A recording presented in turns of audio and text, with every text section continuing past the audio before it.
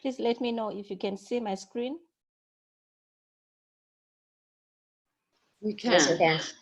All right, thank you. So I'm going to start briefly by just sharing who Save the Children South Africa is. So Save the Children South Africa is a member to the movement internationally of Save the Children, which operates in about 120 countries fighting for the rights of children. So Save the Children South Africa is one of the 2 members in Africa, which includes Eswatini is also a member. We work mostly in child protection, child rights governance, health and nutrition. And the project that I work under, which is called Children on the Move, is under child protection, and we mostly care for migrant children. Okay, so as Philip has already said, I'm going to be talking about access to services by migrant children. Okay. Is my screen moving, please? I'm checking if you're still seeing my screen. Yes, okay. yes, it's moving. If you can make right. it full screen, but it is moving, yeah. All right, it's fine. Okay, so I'm going to be talking about access to services by migrant children and other vulnerable children in an emergency setting, which places us in the COVID-19 pandemic. So mostly, as Philip has spoken about in terms of citizenship, so you would find that most of migrant children that are in South Africa are largely undocumented or informally documented to be called citizens of the country. So this is a bit challenging and problematic. So this is where I'm going to be sharing a bit of the lessons that we have learned in the COVID-19 era and also in the period of lockdowns. So to begin my talk, I'm just going to talk a bit about children as citizens in the city and the state's constitutional obligations to all children in the Republic of South Africa. So as also Philip has mentioned, that in order to be a citizen, mostly in the city, it's because of you are dwelling or you are living in the city. But for you to be called a citizen to the state, then there are some legal obligations that you would have met. But you would find that mostly children who are migrating into South Africa, and basically I'm specifically talking about unaccompanied, separated, and undocumented children who are in South Africa, they are not citizens in terms of the law, because you'd find that most of them, they've migrated irregularly or illegally, as some would call it. So this makes them unable to access services equally. And also you would find that in terms of undocumented children, in most cases, even citizen children or children born of South African citizens but are undocumented, in most cases, they are also mistakenly called migrants. So it's a point that I would want you to keep at the back of your mind when you are saying children are migrants. Sometimes you are also calling citizens, but because they are undocumented, they are born of generations of South African citizens who have never been documented or registered to have an ID. Then their children, in most cases, are also counted as migrants, yet they are not migrants per se. So in terms of some of the issues and the challenges that we have noted during the COVID-19 lockdown and movement restrictions was the ability of children in such circumstances, because they are staying mostly in informal settlements, the ability to practice social distancing and observe other regulations to reduce the spread of the virus. This was mostly because some of them you would find they are staying in a one-room shack, and it can be a family of about nine people. So definitely the social distance and the physical distancing was a challenge, and also access to clean water was a challenge as well. And in terms of rights for children as well, we have seen that some of the children that are coming from war-torn areas, they have been also exposed to secondary trauma, because when they traveled with their parents to South Africa seeking refuge, they were running away from war, but now because they are confined in a space with some who are perpetrators of the violence, their trauma as well has been replayed in their lives. Then we'll also talk about issues in terms of access to services. Like we all know that the lockdown restrictions have resulted in loss of income. About 60% of families have lost half of their income. And this places also migrants in this position, because you would find that most of the migrants in the city are involved in informal trading, which was largely restricted and eliminated, especially in level 5. So this has placed children to more poverty within the family, loss of food, loss of even health access as well. But this was exacerbated by now because much of the healthcare services was shifting to monitoring COVID and its spread. Even people who are terminally ill, they could not access some of their medication. And we have seen again the resumption of the requirement of documentation for people to access services, health services, and children were also affected in this period. Then also I have spoken about increased violence in the home.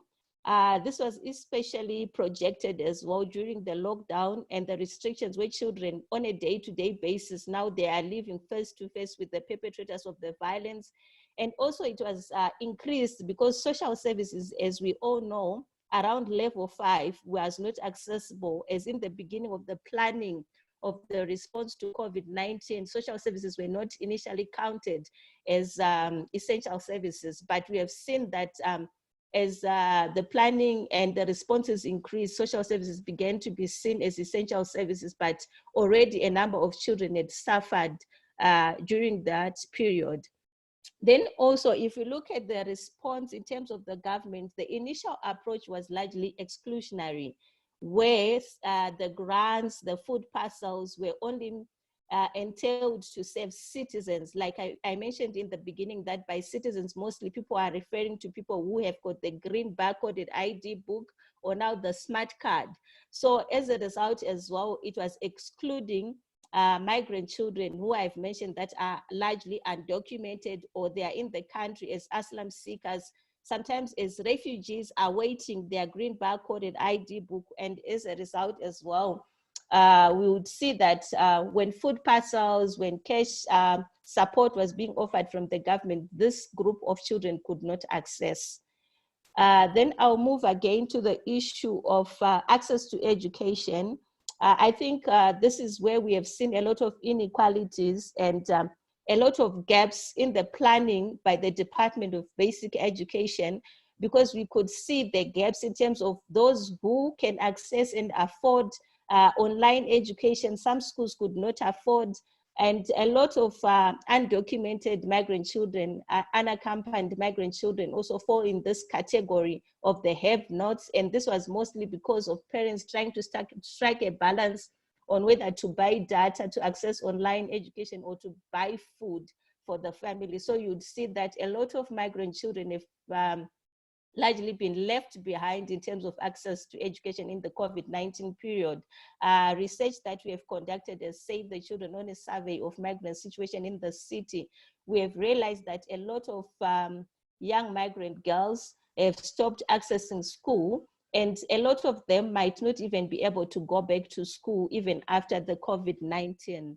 Then we have also seen that a lot of these poor families have experienced evictions in their places of residence.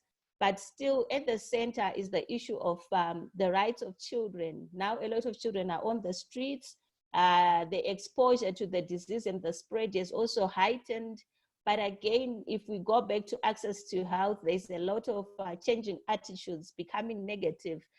We have also seen a lot of migrants not prepared to go to hospital. Even when they know they've contracted the disease, they are not willing to go because they have seen that the attitudes of the personnel has become increasingly negative.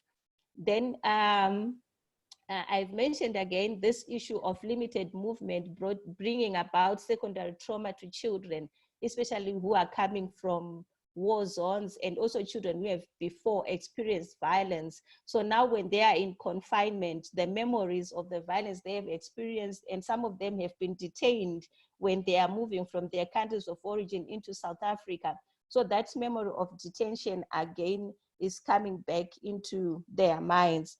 So when we are talking about issues of access to the city and the rights for children, we are talking also about issues of birth registration. It doesn't mean that during lockdown there was no births of children. Children were being born, and also because there were restrictions around birth registration and some services that the Department of Home Affairs could offer. It's also an issue that we need to think about going forward in the rebuilding phase, to ensure that even children born of migrants or of migrant origins have access to birth registration.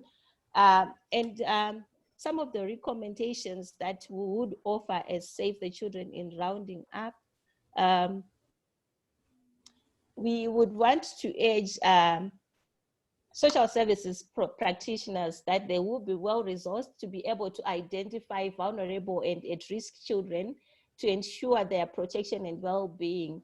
We are saying this because we have realized that during the lockdown, because as an organization ourselves, we do outreach, but because of the restrictions of lockdown, we're not able to do outreach. And it will be good if the social services are well-resourced and are able to identify these vulnerable children, because a lot of them, they are on the streets. Some of them, they are not visible. They're even staying with people that are harmful to them. Then we also want to request the government as well to ensure access to documentation for unaccompanied and separated migrant children, including children who are seeking asylum and children who are experiencing childhood statelessness, so that documentation is provided, because we all know that when you don't have a birth certificate, access to services becomes challenging. Then also to ensure proper placement of children who are facing harm, improve places of safety so that we reduce chances of trafficking and exploitation and abuse of children. Then in terms of education, we would want to advocate for an investment in education so that when children return to school, at least the challenges and the gaps that we have seen being projected during the lockdowns can be mitigated, and also to ensure, especially for girl children, because we would know that after this emergency, a lot of girls would drop out of school and might not return. So it is important that we invest right now in our recovery period. Then also, we would want to encourage the involvement of local government and community structures in child protection, because you'd realize that a lot of children are suffering and are being abused in the homes, but communities are not doing much. So I think that's about it from my side in terms of trying to share the lessons, but I'm open for discussion and questions and responses. Thank you, Philip. Wonderful, Patience. Thank you so much. We're going to go straight on to Nomfundo's paper, and then we'll have the opportunity for some joint discussion. So we'll ask Nomfundo. There's a story about Nomfundo on the screen, but we'll ask her to come and share her screen and start her presentation.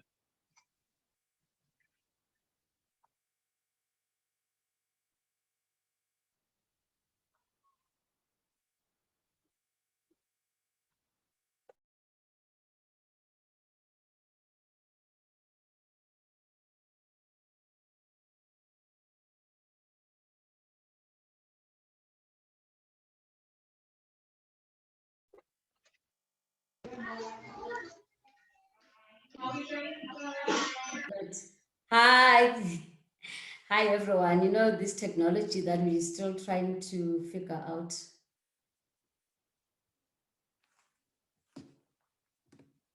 Yes, now that is what I'm looking for. Thank you so much for having me here. And thank you, Philip and Patience, for already just providing a background for me, which is going to make it easy to then do my presentation, because you've highlighted some of the background information that I wanted to highlight. So I'm really focusing, as the presentation had said, that I specialize in mental wellness. I'm a psychologist by training. And for me, the important thing is how do we integrate some of this knowledge in important topics such as dealing with issues of rights of children and addressing issues of inequality. I will not go into details because I think it's really important for us to have a better sense of the situation that the children were faced with and the vulnerabilities that they were faced with even before COVID-19. And Philip has touched into some of this, so I won't go into too much details, but I think it's just important for us to appreciate that as a society, we were already dealing with a number of economic challenges, not just inequality. In South Africa, you can't separate inequality, unemployment, and poverty, and how that had created additional vulnerability for children.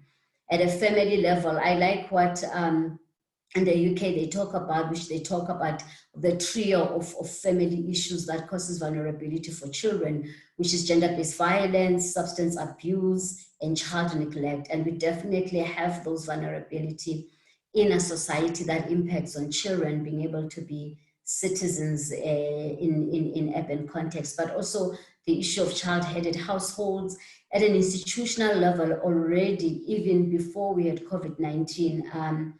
There was a lot of challenges in a number of institutions that were supposed to support children, facilitate, whether it's education, social workers that were supposed to help children who were struggling to access their rights were completely overwhelmed.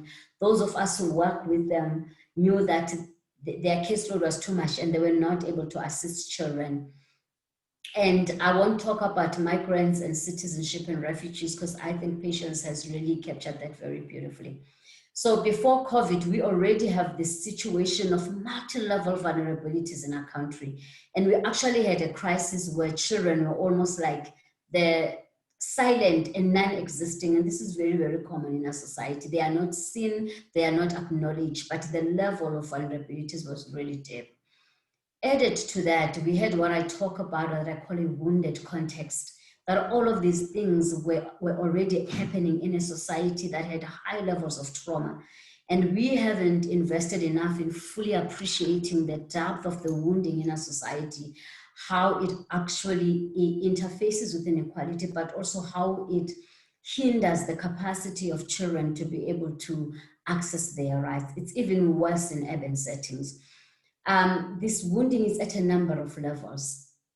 At an individual levels, the level of trauma that our children are exposed to and the lack of capacity of institutions that should help them to actually deal with the trauma is at scales that we haven't fully appreciated. Actually, a study by Standard Bank on education had shown that what interferes with children's capacity to access their education's right was not as much the lack of training of teachers, but it was the level of trauma that they had. And they showed that if children were supported and there was psychosocial support for them, they had a lot higher capacity of being able to access their education right and being able to maximize the opportunities that was provided for them. At a family level, I've already talked about this, that a lot of our families they are expected to be spaces of refuge for most of the children, but they are actually spaces of trauma for a number of the children due to GBV and neglect. At an institutional level, our institutions carry centuries of wounding and exclusion of children, which of course is based on histories of colonialism, of apartheid, and currently what's happening. So our institutions continue to wound the children, but they themselves are actually wounded. They don't have capacity. A lot of cultures within our institutions are not enabling them to facilitate access of rights for children. Our societies are silencing of children. We have communities that say children shouldn't be seen. Children, and I liked what Philip was saying when he was really emphasizing the importance that children should be seen as citizens with rights, but there's still this sense that children should keep quiet, children should not be seen. And most of us, because we grew up as children who had no rights, who were silenced, are treating children now the way we were treated. So we've got communities and societies that perpetuate the hindering children's capacity to actually access these rights. And we have a crisis of leadership, of course, that even those of us who are in leadership positions continue to create cultures that are wounding in relation to children. So I just want to emphasize that when we talk about children's rights in our society and issues of vulnerability and equality, we have to appreciate how deeply entrenched trauma is in our society and this wounding, and how it hinders our capacity to do this. And this wounding that we're dealing with is at a multiple level. It's at a personal level, it's at a collective level. Our understanding of childhood and what a child is very much related to our own trauma. And there's a lot of work that needs to be done in shifting our own mindsets around understanding issues of children before we even talk about doing it structurally. It is at a historical level, transgenerational level. So we're constantly transforming this wounding around childhood and access of children. And what it means, those of us who are in positions of influence still carry this transgenerational wounding of what it means to be a child. So we can't do this work without shifting these mindsets that are actually becoming a barrier to kids being able to access their rights. And not only that, I think the challenge is that most of these mindsets and this thinking about childhood are very much embedded within the structures of our society. And we're talking about centuries of embedding this concept of what it means to be a child and having access to your rights. So when COVID, I just really needed to paint this picture that even before COVID came, we were dealing with a crisis in our country when it had to do with children and their capacity to access their rights. COVID-19 just exacerbated an already difficult situation. What you see there at the top, which is the black and the red, is what a number of countries across the world, because this is a collective trauma, have actually been experiencing. Patients already talked about how some of the responses to COVID has forced children to stay with in abusive families. The leaders that are supposed to make a difference and really create enabling institutions that will facilitate access for the rights of children. I don't know, I think most of you here are leaders yourselves. And if I was to ask you how you are feeling, you will tell me. I suspect just how tired and bent out you are, just how huge the needs are, but you are just fatigued. There's high levels of compassion, fatigue, and exhaustion amongst leaders. Institutions that are supposed to facilitate this access for children are themselves facing unprecedented change. Not only do we have to learn how to deal with Zoom and facilitate Zoom, but we have to deal with how do you work away from home. And a lot of people, I've talked to social workers, police, the people, the teachers. A lot of teachers when the schools are opening were saying we are tired ourselves and we are exhausted. How do we support these children? How do we help them to facilitate access? So this is what we've been seeing across the globe, but what exacerbates it for us in our country is that because of the history of wounding and trauma that I have described prior, the previous slides, we don't have a safety net. I call the blue at the bottom a safety net. I mean, it's interesting.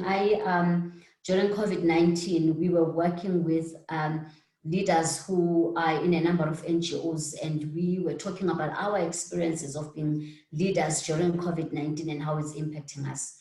One of the leaders is from Denmark, and she said something which I really thought was powerful and telling in terms of what is the task for those of us in countries like South Africa if we want to facilitate access to children.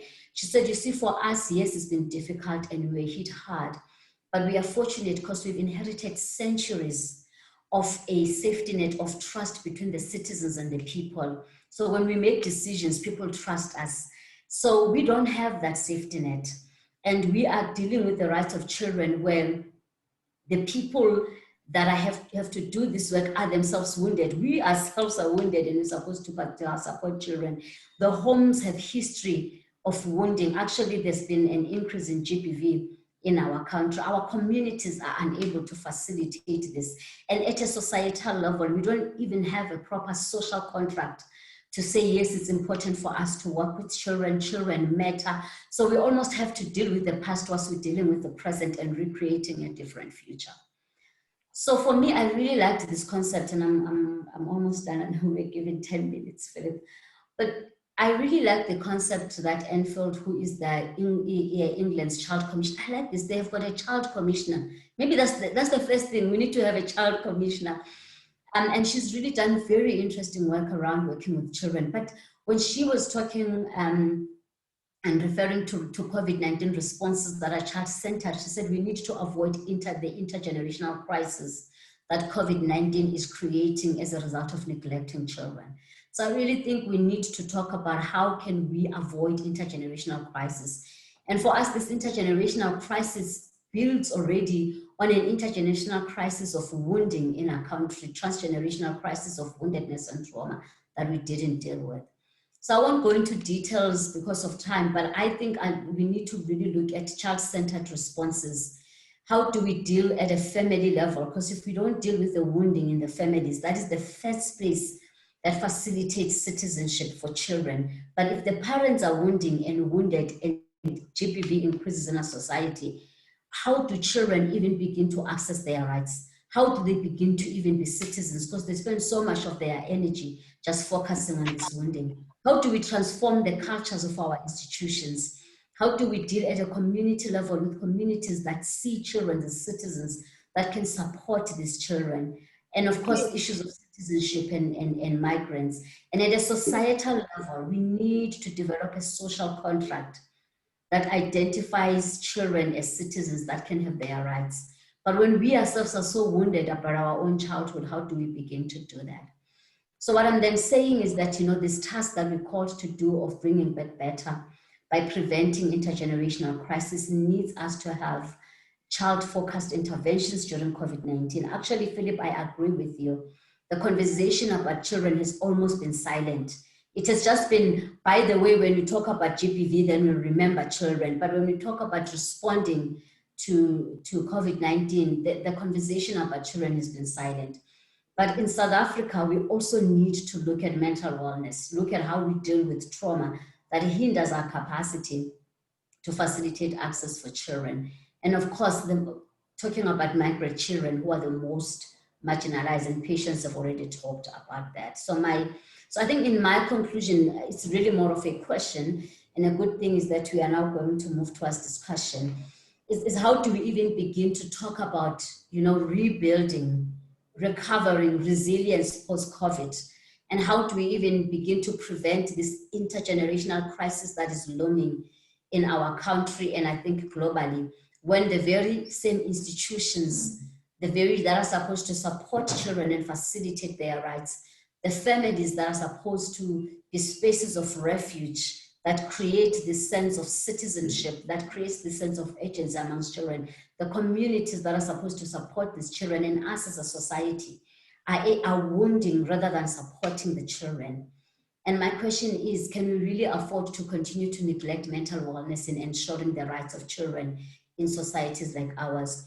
I really, some of you might be aware that on Friday, it was Mental Health Day, and the World Health Organization said that the call of the Mental Health World Health Organization was that we must invest in mental health.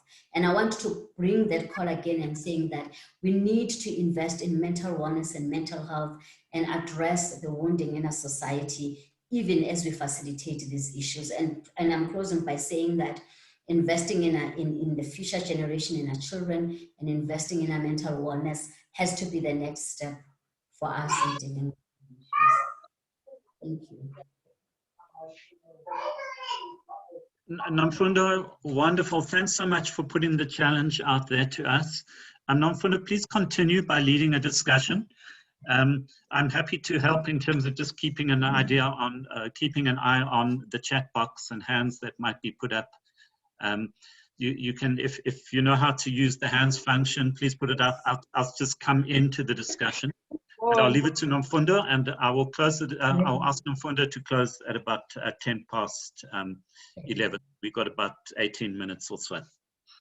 Thank you so much. Thank you, Philip. So we've just had a presentation. I think Philip really painted to us just beautifully why it's important to see children as citizens.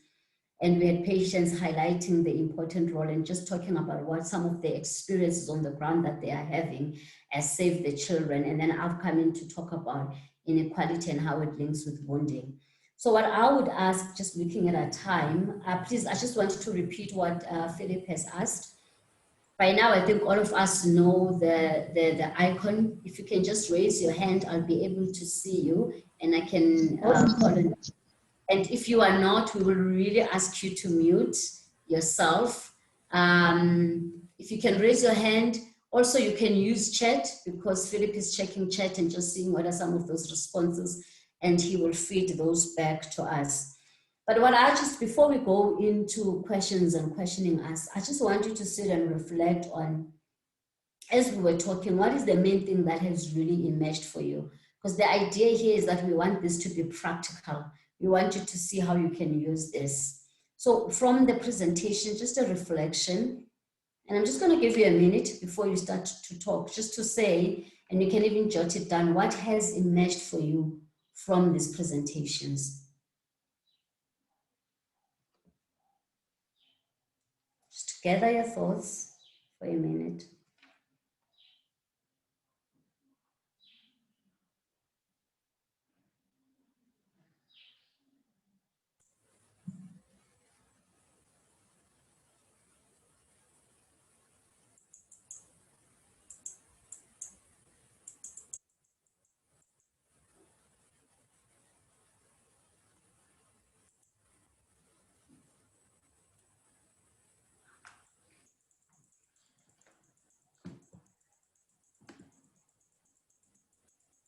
Okay. So if you're ready, please do raise your hand.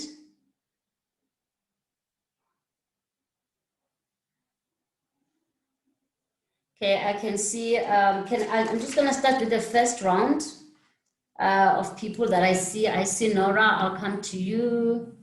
Is there any other hands? And Vika put a question forward in the chat. Maybe she can talk to that question. Okay. Great, thank you. So Nora, can we start with you? Yes. Yes, hi everyone. I'm very happy to be here today and hear how these issues are not just my own local experience, but more general. And one of the things that struck me during the pandemic is that there needed to be collaboration, especially on the ground between civil society and the government. It's almost as if the social workers all retreated. In fact, when I questioned one social worker, she said, "Oh, we now have a skeleton staff." And the very people that needed to be on the front line were not just doctors and nurses. And there's a huge role, especially when it comes to young children, of intersectorial collaboration, but also civil society collaboration together with government, especially at local level. And one of the things is that the privatization of ECD centers means that they're not seen as a public good. They're seen as private businesses, job creation for adults. And so the whole social service aspect of early childhood education, the caring work, the nurturing care that is the international discourse, but which needs to happen in terms of nurturing care of our ECD centers, not just individuals. And the staff within those ECD centers need nurturing care as well in order to provide that nurturing care within communities. Thanks very much. Thank you, Nora, such important inputs. Can you just get the, can you just read for us, Philip, what the inputs are from chat? I'm still opening up for hands. If there's any people I'm looking at, just feel free to put up your hand. Philip, you are muted. You can just unmute yourself. Okay. I wondered if Vika, yes? if Vika wants to come in and talk to her question directly. Okay. Evita, please come. Vika and Joko. Vika. Okay. If not, she's asking how large this, as I understand it, how large the sample community of migrant kids are. She says, I'm asking because I also happen to work with migrant kids after school, and there's a high level of education neglect, especially tertiary education access, which I would love to know how it can be addressed. 97% of learners on our center are migrant kids who really go beyond matric because of all the limitations of the system, and their schooling is also not as smooth as it is for local kids. And then there was, Abigail pointed out that the Western Cape actually now has a children's commissioner, which I think is interesting and important, and particularly if it's one of the recommendations we're going to take up to government. Teresa might indicated that social work has a skeleton staff, yes, but it's a similar issue to the feeding schemes that collapsed just when they could have been a lifeline. So I don't know if Teresa wants to elaborate on that, but I think it's an important issue. Thank you. Teresa, if you're there, but if not, I'll hand over to Rebecca. Okay, then. I'm here. Yes. Hi. Thank you very Hi. much for the presentations and also for recording them. I think a lot of us will be accessing them again. Yeah, so the point that Nora brought up about, you know, the situation of the lockdown, when there were things that had been set up by government, for example, the social work system, the feeding schemes at public schools, that could have been a lifeline for so many people. And instead of seeing that really important function during the lockdown, it was like, okay, so everybody's on lockdown, so that's us too, so we're on skeleton. Yeah, so going forward, I think, you know, we all acknowledge that COVID revealed all the fractures so much more clearly, the fractures in our society. And I don't know, as you said, you know, a children's commissioner or something more than our current Department of Social Development is going to have to look at these, the things we can learn from this tragedy that we've seen unfolding. Yeah, great, thank you. I can see quite a few hands. I'm going to take this as the last round of hands, then we'll come back and wrap up. So Vika, I think you had a point, maybe you want to expand on that, and then I'll go to Rebecca and then Lerato, and then we'll come back and close. Unfortunately, because of time, we can't have longer discussions. So I will ask you to just also be brief in your input so we can finish right at 10 past. So can we start with you, Vika? Hi, can you hear me? Yes, we can hear you. Okay, thank you. My question is based on, I think it was Miss Zoe, the first speaker. I heard she was talking about migrant kids. I'm interested to know and find solutions because I work with 90%. Oh, we're struggling to hear you, Vika. Oh my goodness. Can you hear me now? Can you hear me? I can hear. Oh, okay. Maybe Gonna... video, sometimes the video interferes. Okay, let me just switch the video off. Okay, can you hear me now? Yeah.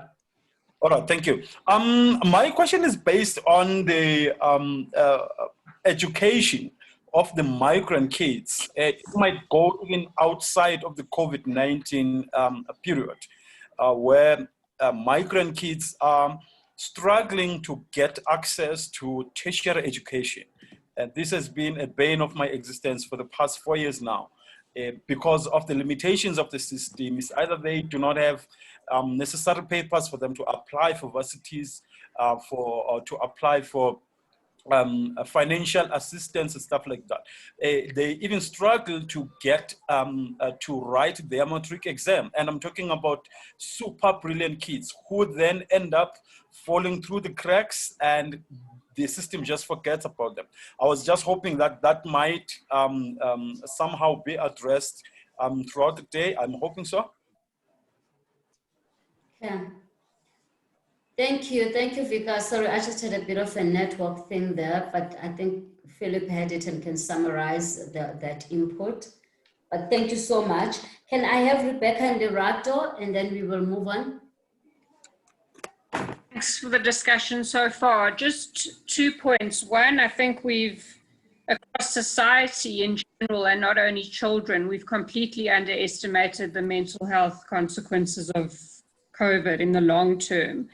And secondly, to follow on from Teresa's point, that basic social safety nets and systems and processes that could have been put in place to protect children have just not, hasn't happened. The fact that we sit 6 months or 7 months into lockdown and our public libraries are still closed, where the children could go and study and are instead loitering, the fact that the needs of migrant kids is just such an obvious one that has just fallen through the cracks.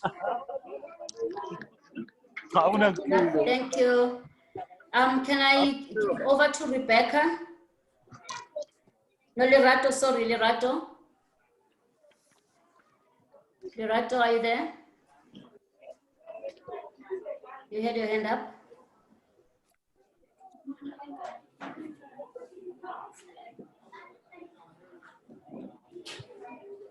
Sometimes it takes longer for people to unmute themselves. So I'll just get Lerato, you had your hand up. I'd have left, I don't see anymore. Okay. Okay, she's not responding. Thank you everyone for your inputs. I think very, very useful inputs. I will ask Philip will do a bit of a summary for Vika's input because I got kicked out a bit there and then came back. Just from the inputs that we've heard, I can see we have literally 6 minutes. I'm going to ask, there was a question, Patience, around how large is the migrant kids community. If you could please talk to that. And literally just give us 30-second wrap up from your side. And then Philip will also give you just 30 seconds and then I will take a minute to just wrap up from the inputs because I think there's some practical suggestions that people have given us here. So Patience. Thank you, Nomfundo. So just to respond to Vika in terms of how big our sample was. So the sample was basically from our operational work. It was about 240 children from our work in Limpopo and Gauteng. And then we had another sample of adults, which I'm not going to mention the number, but it was basically from our operational work. Then in terms of sorry, Patience, I think the question was like, how big is the migrant kids community in our country? I think that's so in terms of how big, the sample of children, actually the issue of data is a challenge because remember these are children who are undocumented, so formal record is difficult to put across. Okay. Yeah, that's important to acknowledge. Okay, thank you. You had another point that you wanted to wrap up? Yes, so I also just wanted to speak to Vika because he's asking how migrant children can be supported into tertiary. I've put my email address into the chat box. You can email me, then we can do a collaboration. And also just to reiterate, I can't remember if it's Rebecca who was speaking about a lot of collaboration between government and civil society. I think it is very important to do that in terms of children and also on your thoughts around issues of mental health and well-being. I think it's one aspect, especially around migrant children, especially refugees and asylum seekers, that is neglected. So there is a lot of work that we can do around there. Thank you. Thank you so much. Thank you. Philip? And thanks so much, Nomfundo, and thanks for those inputs. I mean, my point is simply that it's impossible to talk meaningfully of children being urban citizens or local citizens when so many of them are just not recognized and are so invisible and are really so vulnerable. We really need to make citizenship a reality, not citizenship in the national sense, but in the local sense. and that requires some very practical considerations. So, sorry again, just mute, I think. So it really requires us to put some quite practical suggestions forward. And so the one that has come forth is certainly about children's commissioners.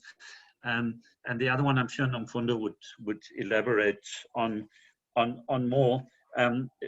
It's really about how do we give recognition to children who don't have the formal citizenship but so desperately need education and access. What can we do at the local level if they're not being given the formal citizenship at the national level, because we can't let children drop out of the system. And I hope during the day some more practical suggestions will emerge. Thanks, Nomfundo. Yeah, thank you so much. Thank you, Philip, and thank you, everyone. I think just in closure, the words you said I thought were really, really powerful. Just to say that we really have a crisis, and our intergenerational crisis is that our children have been invisible, unrecognized, unseen, and vulnerable even before COVID-19, and the situation now is worse. And there's a number of suggestions. I just want to reiterate them that were brought during these discussions. The issue of collaboration and intersectoral collaboration, I think, is really important, that Nora raised as a practical suggestion.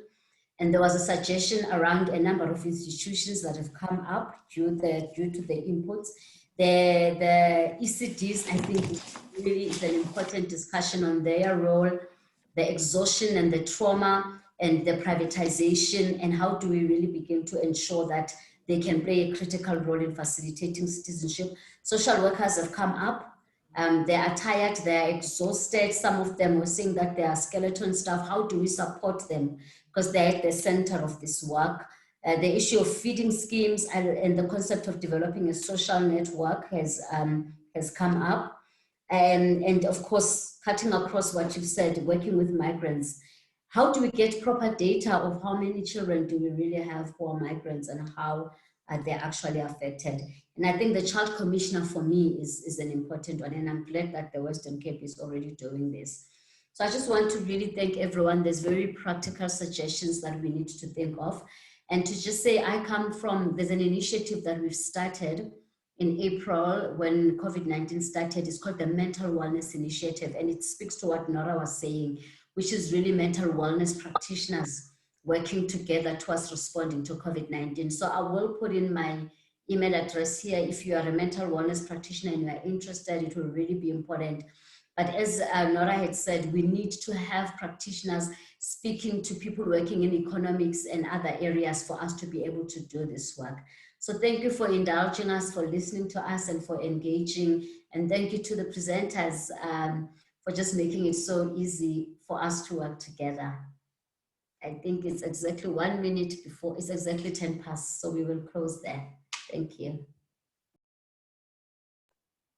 Nomfundo, thank you so much for the presentation and leading the discussion. And Patience, thank you very much for putting the issue of access to services by migrant children on our agenda. And Nomfundo, thank you for leading us to a conclusion just on time. So I'm hoping that everyone will stay for the next session, which should be a really exciting session. It's going to be a very different session. And what we're going to do, it's going to be part of the Urban Festival. So I'm going to share a screen of the Urban Festival poets. There's an official poet for the Urban Festival. There will be a brief clip in which the poet actually presents a poem. And then Heather's going to come, Heather Barclay is going to come in immediately to take charge of the next session. So go and get your cup of coffee, and we'll see you in 5 minutes. Thanks so much.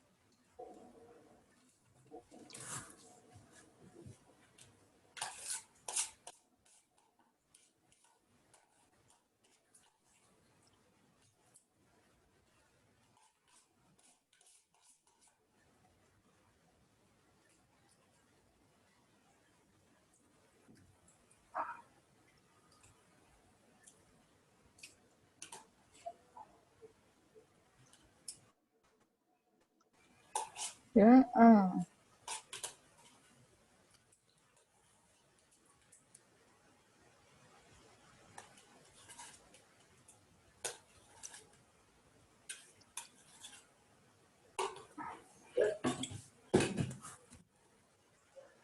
Morning, morning, morning.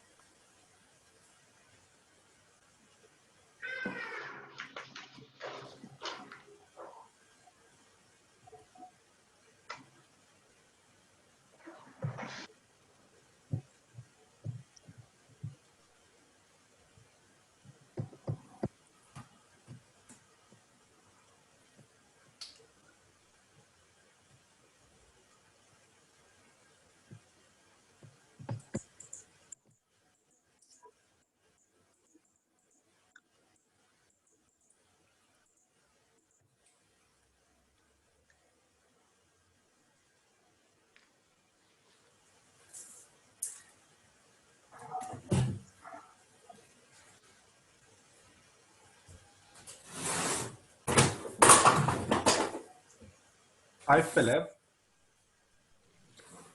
Can you hear me? Hi, Philip. I'm from Our Future Hi, Roland. Cities. Hi, how are you Yes. today?